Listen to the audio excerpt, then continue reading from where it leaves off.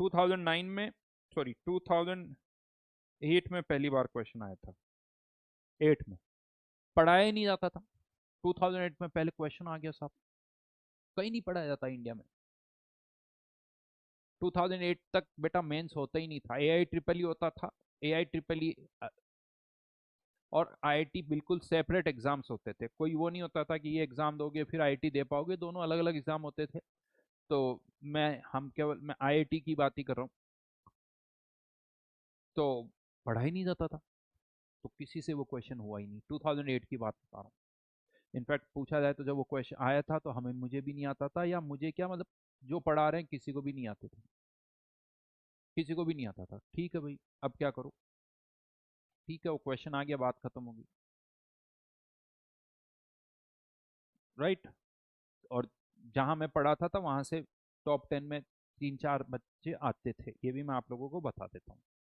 उनको भी नहीं पढ़ाया जाता था। टॉप 10 में 3-4 बच्चे आते थे, टॉप 100 में 25-30 आते थे, उनको भी नहीं पढ़ाया जाता था। और टू जांच की मैं बात कर रहा हूँ, खैर तुम समझ सकते हो कौन टॉपर आया था 2008 में। एनसीईआरटी में था। फिर क्या हुआ, 2009 हमने फिर भी नहीं पढ़ाया। 2009 में फिर से क्वेश्चन आ गया। 2009 में फिर से क्वेश्चन आ गया। अब लगा यार भाई अब तो पढ़ाना पड़ेगा। तो 2009 ऑनवर्ड्स इस चैप्टर को पढ़ाया जाने लगा। अब ये तो बात होगी आईआईटी। जेई मेंस की अगर मैं बात करूं तो जेई मेंस जब से ये हुआ, क्वालिफाइंग एग्जाम हुआ है, तब से थोड़ी उसकी इंपॉर्टेंस बढ़ी है।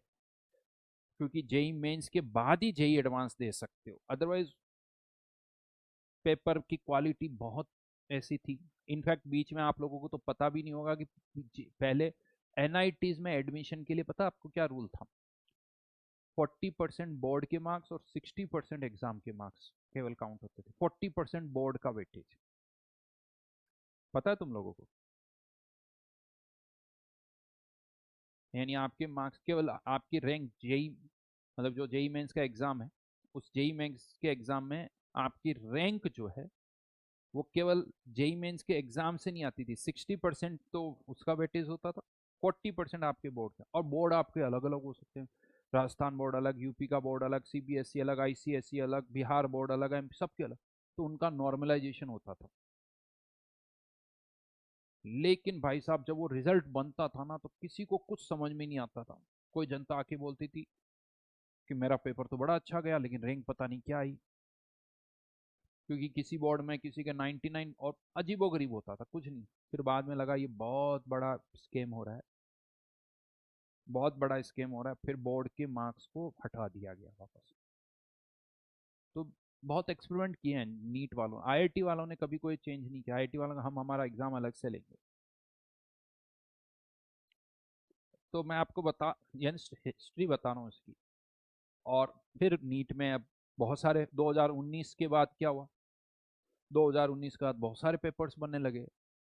तो फिर इस चैप्टर से क्वेश्चन आने लगे। अब चैप्टर से हर पेपर में एक क्वेश्चन आने लग गया, तो 20-20 क्वेश्चन साल के आने लगे। तो इसकी इंपॉर्टेंस जो है बढ़ गई, तो मुझे पढ़ाना पड़ा।